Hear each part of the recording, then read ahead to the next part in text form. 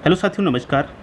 भारत निर्वाचन आयोग द्वारा लोकसभा सामान्य निर्वाचन 2024 का चुनाव की घोषणा हो चुकी है। तो इसमें किस प्रकार से आपको क्या सामग्री करनी है, एक दिन पहले क्या करना है, मतदान के दिन मॉक पोल से लेके मतदान समाप्ति तक आपको कौन कौन से प्रपत्र किस क्रम में भरने हैं, वो सभी जानकारी आपको इस वीडियो में मिलने वाली है। तो आप वीडियो पूरा देखिए, साथ ही साथ पॉइंट टू पॉइंट ये नोट करते जाइएगा, जिससे कि आपको पूरे चुनाव के दौरान कहीं पर कोई समस्या या व्यवधान उत्पन्न ना हो। तो शुरू करते हैं। सबसे पहले मैं आपको बताना चाहूँगा कि जिस दिन मतदान है उससे एक दिन पूर्व आपको समय से अपने रवानगी स्थल पर पहुंच जाना है। और वहां से जो आपको सबसे पहले काम करना है वो ये करना है कि वहां से एक आदेश दिया जाएगा जिसमें पूरे टीम का नाम होगा। तो उस फॉर्मेट में P1 P2 P3 सबसे ऊपर पीठासीन होंगे, तो वो आप ले लीजिएगा। इसके बाद में सामान जो आवंटन होगा वहाँ पर चेक लिस्ट मिलेगी, सामान दिया जाएगा, वो चेक लिस्ट ले लीजिएगा। और चेक लिस्ट से पूरा सामान आप एक एक करके मैच करवा लीजिएगा, कोई भी सामान छूटना नहीं चाहिए। जब आपका संतुष्ट हो जाए, सेटिस्फाइड हो जाए कि सामान आपका बिल्कुल सही सब कुछ मिल गया है, उसके बाद में आप अपने सेक्टर मजिस्ट्रेट को इन्फॉर्म कर दीजिएगा कि हमारी टीम तैयार है। और उससे पहले एक काम और करना है, आपको सिर्फ और सिर्फ CU को चेक करना है। CU को ऑन करिएगा। और CU को चेक करने के लिए सिर्फ और सिर्फ एक काम आपको करनी है कि वहाँ पर आपको बैटरी को दिखना है। जो CU की बैटरी है, कंट्रोल यूनिट की बैटरी है, वो 95 से लेकर के 99 यानी कि हाई पावर में होनी चाहिए। ये किसी भी हाल में कोशिश करिएगा कि 95 से कम ना हो, पहला प्रयास ये करिएगा। और यदि फिर भी दिया जा रहा है तो आप 90 से कम तो बिल्कुल भी एक्सेप्ट मत करिएगा, उसे ज़रूर आप चेंज करवाइएगा। इस चीज़ का आप विशेष ध्यान रखें। तो चलो अब हम समझ लेते हैं कि आपने पूरा सामग्री को ले लिया है, मिलान कर लिया है और आपकी टीम पूरी रेडी है। और वहाँ से सेक्टर मजिस्ट्रेट के द्वारा जो वाहन आपको अलाउट किया गया है, उस वाहन के माध्यम से आप अपने पोलिंग स्टेशन पर पहुँच गए। तो इससे पहले एक काम और किया जाएगा जो मैं आपको बताना भूलेगा कि आपको यानी कि पीठासीन अधिकारी को एक ऐप इंस्टॉल कराया जाएगा, जिस ऐप में हर 2 घंटे की आपके मतदान केंद्र पर वोटर महिला पुरुष में जो भी वोट डाल गए उनकी संख्या को एंट्री करनी होगी। यानी कि इस बार ऑनलाइन ये एंट्री जानी है, ऑफलाइन भी आप अपने पास रिकॉर्ड रखिएगा डायरी में, लेकिन ये ऑनलाइन उपस्थिति जाएगी। तो ये आपको सेक्टर मजिस्ट्रेट उसी दिन वहाँ पर ये ऐप है इंस्टॉल करवाएंगे, जिससे कि कोई भी समस्या इसमें नहीं होने वाली। हालांकि कोई ख़ास चीज़ इसमें नहीं है। तो अब शुरू करते हैं मतदान के दिन। मतदान के दिन आपको सबसे पहले क्या काम करना है? तो मतदान के दिन सबसे पहले आपको ये काम करना है कि मतदान शुरू होने के 90 मिनट पहले आपको मॉक पोल की प्रक्रिया शुरू करवा देनी है।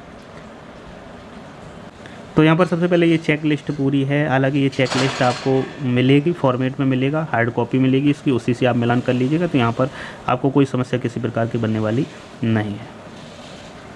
फिर हम सीधे जो चलते हैं मतदान के दिन आपको क्या क्या काम करना है, उन पर विशेष ध्यान देने की जो आवश्यकता है उसको हम देखते हैं। तो सबसे पहले आपको क्या करना है, 4:30 बजे उठकर यानी कि 5 बजे तक आप एकदम फ्री हो जाइएगा, पूरी टीम सहित एकदम रेडी हो जाइएगा। और मतदान पर जो भी व्यवस्थाएं हैं अपने स्तर से बाहर जाना आना, जो भी साइनिंग बोर्ड हैं वो लगा लें, सब कुछ रेडी कर लें। और उसके बाद में आप वहाँ पर जो पोलिंग एजेंट्स हैं उनका यानी कि जो अभिकर्ता हैं, निर्वाचन अभिकर्ता, उनका आप इंतज़ार करिएगा। जो वहाँ पर बूथ पर जो भी एजेंट बनने के लिए आ रहे हैं वो एक प्रारूप 10 भर करके लाएंगे, उसे आप ले लीजिएगा और उस पर साइन करवाइएगा, अपने सामने मैच करिएगा। और ये भी श्योर हो लें कि जो एजेंट हैं वो उसी बूथ का वोटर होना चाहिए। और साथ ही साथ उस बूथ का वोटर होने के साथ साथ उसका वोटर कार्ड आप अवश्य देख लें, और हो सके तो उसका आप एक प्रिंट उससे मांग लें।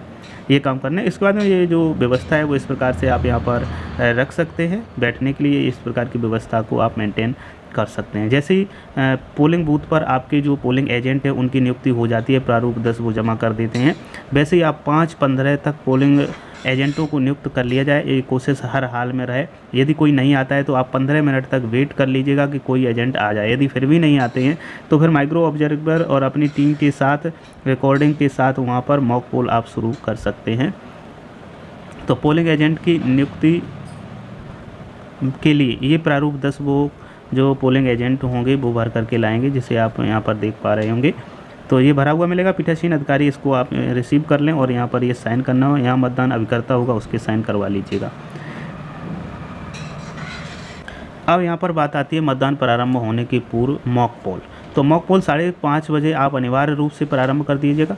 क्यों 90 मिनट पहले, क्योंकि इसमें काफ़ी टाइम लग जाता है, लगभग 1 घंटे के आसपास तो मॉक पोल में लग ही जाएगा। इसलिए आप और पहले इससे और बोलें कम से कम 2 प्रत्याशियों के वहाँ पर एजेंट ज़रूर आ जाएं, और नहीं आते तो 15 मिनट आप वेट कर लीजिएगा, ये आपके लिए आवश्यक रहेगा।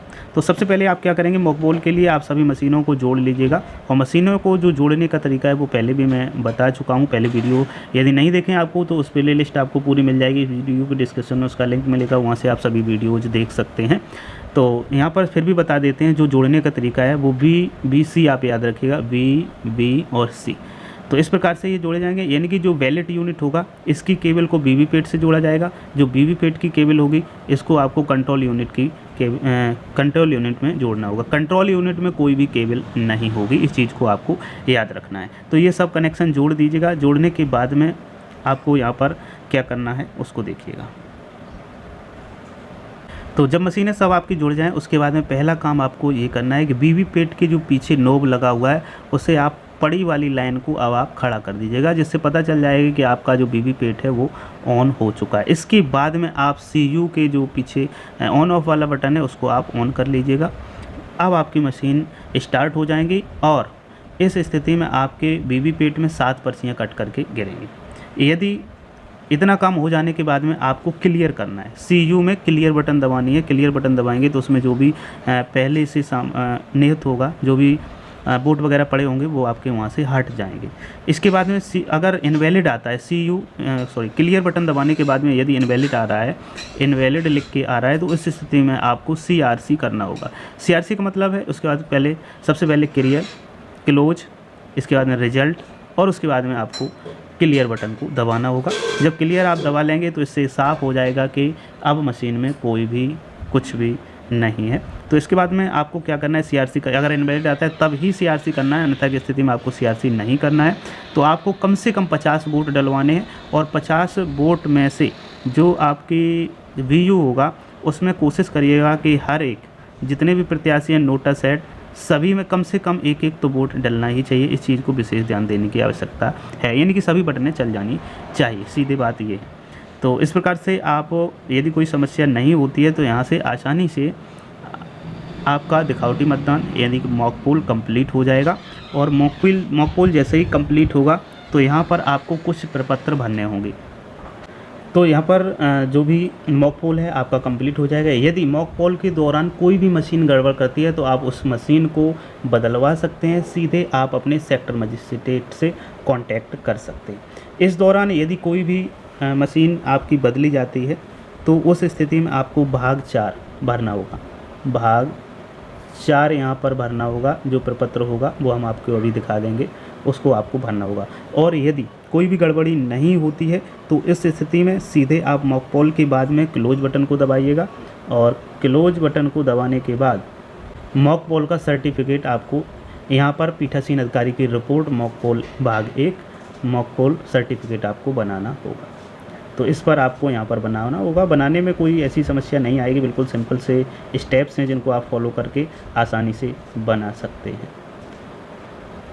अब इसके बाद में यदि मशीन आपकी ख़राब होती है मॉक पोल के दौरान, यदि आपका BU ख़राब होता है तो BU चेंज होगा, CU ख़राब होता है तो CU चेंज होगा, VV-पैड ख़राब होता है तो VV-पैड के चेंज होगा। और अगर चेंज होता है तो इसमें आपको भाग 4 EVM VV-पैड रिप्लेसमेंट मॉक पोल के दौरान भरा जाएगा। ये प्रपत्र आपका इस फॉर्मेट में होगा, ये जो आप यहाँ पर देख पा रहे हैं। तो ये फॉर्मेट भाग 4 भरा जाएगा। अब इसके बाद में मॉक पोल जब आपका कंप्लीट हो जाएगा तो उसमें जो 7 पर्चियाँ निकलेंगी और 50 जो आपने पर्चियाँ निकाली हैं, यानी कि जो मॉक पोल के दौरान वोट डालें, 57 पर्चियाँ होंगी। और उन 57 में जो 7 पर्चियाँ हैं वो आपकी सही होने का VV-पैड सही होने का की बातें बताती हैं। तो इसलिए उनको छोड़कर जो 50 पर्चियाँ हैं उनका आप मशीन से रिजल्ट करके उनको सब कुछ मैच करवा लीजिएगा, किस प्रत्याशियों को कितने पहले डाले थे वोट और कितने निकले हैं। इस चीज़ को बहुत ध्यान से आप देख लीजिएगा। और इसके बाद में अब आपको क्या करना है कि जो आपका क्लियर बटन दबा दीजिएगा, जिससे कि CU में CRC करवा देंगे तो यहाँ से क्लियर क्लोज क्लियर CRC करवा दीजिएगा जब कंप्लीट हो जाए। और उसके बाद में CU का पीछे से नॉब ऑफ़ कर दीजिएगा, CU को ऑफ़ कर दीजिएगा और उसमें आपकी जो CU में ग्रीन पेपर सील लगेगी उसको लगा दीजिएगा। सबसे पहले जो रिजल्ट सेक्शन होगा उसमें ये इस प्रकार से यहाँ पर जो AB वाली सील होती है इसको इस प्रकार से लगानी है। तो इस प्रकार से लगाना है कि नंबर इसका जो है वो ऊपर आ जाए। तो यहाँ पर स्टेप बाय स्टेप लगाई जाएगी। ये देखो डाला जा रहा है, ये आपको green pepper seal green colour की हल्का सा ग्रीन होगा लाइट ग्रीन में, तो इसको लगाना हो। ग्रीन पेपर सील लगने के बाद में इसे आप क्लोज करिएगा। उसकी तुरंत बाद में आपको स्पेशल टैग लगाना होगा जो क्लोज बटन पर लगाया जाएगा, उसको भी हम आपको दिखा दे रहे हैं। और उससे पहले ये आप देख लीजिएगा कि नंबर आपका इस प्रकार से सील का ऊपर रहना चाहिए। और इस नंबर को नोट ज़रूर कर लें क्योंकि इसको हर जगह ज़रूरत पड़ती है। जब भी प्रपत्र आप भरेंगे, जो भी प्रपत्र भरेंगे उनमें सब में आवश्यकता पड़ती है। अब आपको स्पेशल टैग से क्लोज बटन को क्लोज करना होगा। तो ये स्पेशल टैग होगा, यहाँ पर ये सील लग जाएगी, यहाँ पर ये बंद कर दिया जाएगा और यहाँ पर CU का नंबर होगा, CU का नंबर लिखा जाएगा, ये सीरियल नंबर होगा। यहाँ पर सिग्नेचर जो भी एजेंट हैं उनके सबके सिग्नेचर, साथ ही पीठासीन अधिकारी के भी सिग्नेचर बैक साइड में करवा लीजिएगा। ये काम ज़रूर आप कर लें। ये फ्रंट साइड का काम रहेगा, ये बैक साइड का काम रहेगा।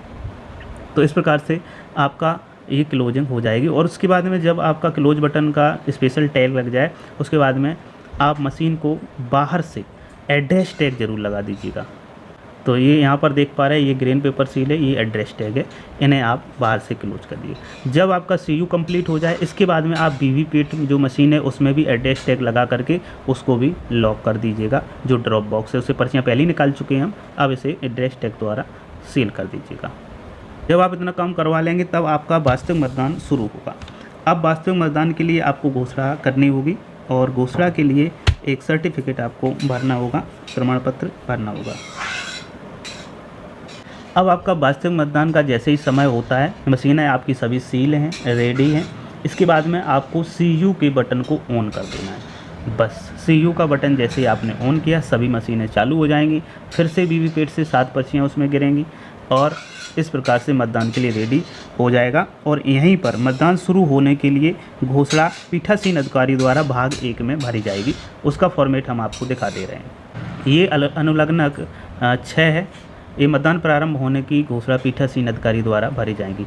ये ज़रूर ध्यान रखें कि जो भी प्रपत्र हैं जिनमें एजेंटों के साइन होने हैं तो पीठासीन अधिकारी अपने स्तर से सभी पर साइन पहले ही करवा लें लास्ट तक के, क्योंकि फिर उसके बाद में समस्याएं बनती हैं। जब साइन की समस्या आती है तब एजेंट ढूंढने नहीं मिलते हैं। तो इन चीज़ों को विशेष ध्यान रखें। अब मतदान आपका शुरू हो चुका है। अब मतदान शुरू हो चुका है, इस दौरान यदि कोई मशीन आपकी ख़राब होती है तब आपको क्या करना है और कौन सी मशीन को बदलना है, इसे आप ध्यान से समझ लीजिएगा। तो इस स्थिति में आपको काम ये करना है कि मतदान के दौरान, रियल मतदान हो रहा है उस दौरान यदि आपका CU खराब हुआ या BU खराब हुआ तो आपका CU और BU यानी कि पूरा सिस्टम बदला जाएगा। और यदि आपका केवल BVPAT खराब होता है तो आपका केवल और केवल BVPAT बदला जाएगा, CU और BU पुराने ही रहेंगे। फिर नेक्स्ट एक बात और इम्पोर्टेंट है इसमें, यदि BU और CU यदि बदला जाता है तो मॉक पोल कराना होगा। BVPAT अकेला बदला जाता है तो मॉक पोल नहीं होगा। और मतदान के दौरान यदि आपको मॉक पोल कराना पड़ रहा है यानी कि BU CU बदला जा रहा है तो आपको केवल प्रत्येक कैंडिडेट पर नोटा सहित एक वोट डाल करके, आपको सिर्फ एक वोट डाल करके ही मॉक पोल कराना है। इस स्थिति में आपको 50 वोट अब डालने की आवश्यकता नहीं है। और इसके साथ में प्रपत्र कौन कौन से आपको भरने हैं उनको समझ लीजिएगा। तो यहाँ पर प्रपत्र नंबर जो भाग 5 है EVM BVPAT रिप्लेसमेंट वाला, ये मतदान पूरा होने के बाद भरा जाना है या मतदान के दौरान भरा जाएगा। EVM दौरान या पूरा होने के बाद यदि कोई मशीन गड़बड़ करती है तो आपको भाग 5 भरना होगा। और इसके बाद में यही सूचना आपको भाग 2 में CU में पावर पैक रिप्लेसमेंट यदि होता है तो इसमें भी आपको इसकी सूचना देनी पड़ेगी। तो इन स्थितियों में आपका जो भी एरर आता है उसको भी नोट करके रखना पड़ेगा क्योंकि ये इन्फॉर्मेशन आपको यहाँ पर देनी पड़ती है। अब चलते हैं नेक्स्ट ज़रूरी स्टेप की ओर। तो यदि मान के चलो कोई भी मशीन आपको नहीं बदलनी पड़ रही, आपने मतदान शुरू होने की घोषणा भर दी है, तो सबसे पहले P1 का काम होता है। P1 क्या कार्य करेगा? तो यहाँ पर P1 का ये कार्य रहेगा, कोई भी मतदाता आएगा वो अपने साथ जो ID, जो चुनाव आयोग भारत सरकार द्वारा जो निहित हैं IDs, उनमें से कोई एक ID लेके आएगा, उसकी ID को चेक करेगा। चेक करने के बाद में यदि सही है तो पुरुष के लिए ये ऐसी लाइन, तो यहाँ पर यदि कोई पुरुष वोटर आता है तो उस पर क्या करना होगा, इस प्रकार से एक आड़ी लाइन करनी है। और यदि महिला वोटर वोट डालने के लिए आती है तो उसके लिए आपको ये लाइन करनी है, लाइन के साथ साथ में उसके क्रमांक को सर्कल करना है। और यदि थर्ड जेंडर कोई आता है वोट डालने के लिए तो उस स्थिति में आपको क्या करना होगा, ये इस प्रकार से लाइन करनी है और जो सीरियल नंबर है वहाँ पर आपको स्टार बनाना पड़ेगा। तो इस प्रकार से ये पीठासीन P1 का काम है। इसके बाद में ये कैंडिडेट P2 के पास चला जाएगा। अब P2 क्या करेगा उसको देखते हैं। तो जो P2 है उसके पास एक मतदाता रजिस्टर होगा जो 17 का के नाम से जाना जाता है या 17A के नाम से जाना जाता है। तो यहाँ पर क्रमांक नंबर 1 यानी कि पहले वोटर का लिखने से पहले एक काम करना होगा, यहाँ पर एक लाइन लिखनी होगी जिसमें लिखना होगा CU में टोटल चेक किया गया और शून्य पाया गया। ये यहाँ पर पहले वोटर के ऊपर एक लाइन यहाँ पर लिखनी होगी इस चीज़ को। इसके बाद में पहला वोटर आता है उसका यहाँ पर सीरियल नंबर होगा। उसके बाद में यदि एपिक लेके आता है तो केवल EP लिख देंगे। उसके बाद में यहाँ पर हस्ताक्षर करवाइएगा। यदि कोई खास टिप्पणी हो तो यहाँ पर टिप्पणी उसकी लिख दी जाएगी। या कोई दूसरा ID मान के चलिए आधार लेके आता है तो उस स्थिति में उसका सीरियल नंबर आएगा। यहाँ पर आधार ADH भी लिख सकते हैं या आधार लिख के उसके अंतिम 4 डिजिट लिखने होंगे। उसके बाद नमूना हस्ताक्षर या अंगूठा जो भी लगाना चाहे वो यहाँ पर लगा सकता है। तो इस प्रकार से यहाँ पर ये एंट्री की जाएगी। अब EDC मतदाता यदि कोई आता है उस स्थिति में यहाँ पर क्रमांक होगा। उसके बाद में किस विधानसभा का है उस विधानसभा का नाम भी होगा। यहाँ पर उसका जो भी ID है उसको लिखा जाएगा और पीछे के 4 अंक लिखे जाएंगे। उसके बाद में साइन और EDC जो मतदाता है ये विशेष अभिव्यक्ति में यहाँ पर एंट्री कर दी जाएगी। तो इस प्रकार से यहाँ पर P2 का काम होगा और P2 को यहीं पर एक पर्ची मतदाता पर्ची जिसको बोलते हैं ये बनाएगा और ये पर्ची मतदाता पर्ची वोटर को दे देगा। वोटर आगे जाएगा जहाँ पर CU रखा हुआ है जिस कर्मी के पास में, वो कर्मी इस रसीद को इस मतदाता पर्ची को जमा कर लेगा और उसे वोट डालने की अनुमति देगा। अब यहाँ पर दोनों के बीच में P2 और P3 के बीच में एक पॉइंट मिस हो रहा है जो है उंगली पर स्याही लगाने के लिए। तो सुविधा के अनुसार यहाँ पर P2 या P3 कोई भी उंगली पर स्याही लगा सकता है। तो इस प्रकार से आप पूरा जो है चुनाव करवाइएगा। इसके बाद में क्या करना होगा, जैसे ही मतदान आपका समाप्त होता है, मतदान समाप्ति पे आपको क्या करना है आप इसको समझिएगा।